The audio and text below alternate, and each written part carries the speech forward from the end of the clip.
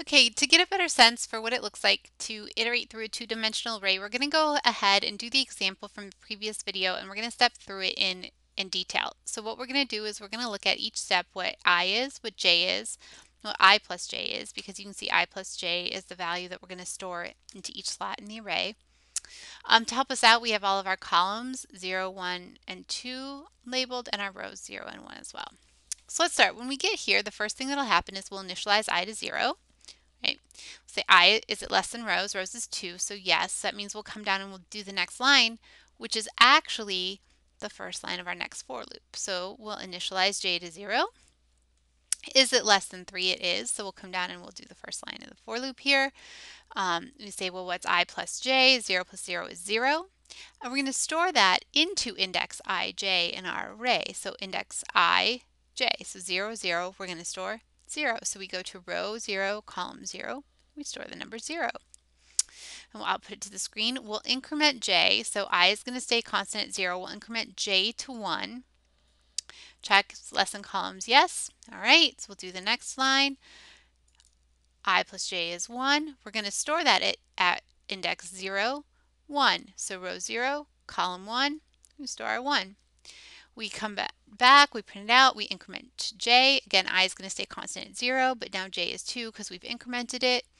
We check is it still less than cols, which is 3. Yep. Okay, so I plus j, that's 2. Want to store it at index ij, so index 0, 2, and store 2. All right, come back, print it out, increment j. Again, I is constant 0, but now j is 3. We check, is j less than columns? Nope, because columns is 3. So 3 is not less than 3. So that means we're going to break out of this loop and come and increment I. So now I is 1. Is that less than rows? Rows is 2. Yep. So we're going to come down and do the next thing, which is this for loop again. So we start this for loop completely over. So we start again with the initialization. J is 0. Is it less than columns? Yes. So we're going to come down. We're going to do the addition. 1 plus 0 is 1. We're going to store this at index 1, 0. So row 1, column 0, row 1, column 0. We're going to store 1.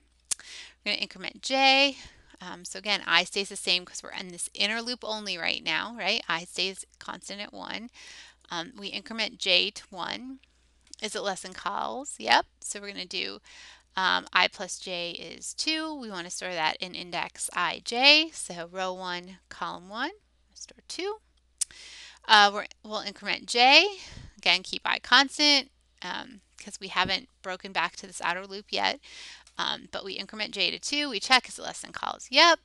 So then we add I plus j, get 3. We want to store that at index ij again. So row 1, column 2. Row 1, column 2. We're going to store 3. And then we're going to increment j. Again, keep I constant. Increment j, it's 3.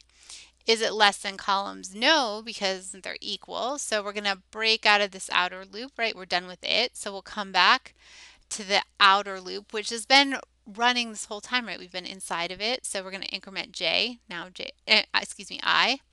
I is 2. We check, is I less than rows? Nope. So now we're done with this outer loop and we would come and just do whatever is next in our program. So this is how we iterate through a two-dimensional array. And I'm going to go ahead and also post the code that has this for loop in it so that you can play around a little bit with putting some values in a two-dimensional array. Play around with different values for rows and columns and different ways to assign values. You could have the user input them if you wanted. And just make sure that you really understand two-dimensional arrays. Trying them out yourself is the best way to get a feel for how they work.